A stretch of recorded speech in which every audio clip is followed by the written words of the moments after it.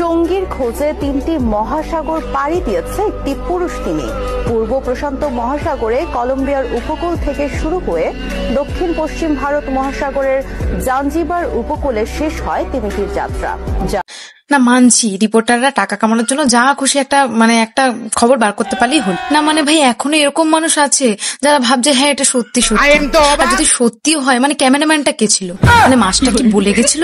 অনেকে তো আবার কমেন্ট করছে দেখো যে ছেলেদের ভালোবাসা নাকি এরকমই হয়, মানা যায়। আরেকজন আবার লিখেছে দেখো এটা বলা ভালোবাসা।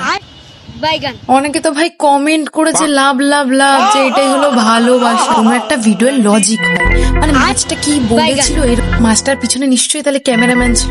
জানলো কি করে মাস্টার বলেছে? নিশ্চয়ই কি করে জানলো? আমি খুঁজে পাচ্ছি না। সেই জায়গাতে মানুষ কমেন্ট করছে এটাই হলো ভালোবাসা, এটাই হলো সবকিছু। বুঝবি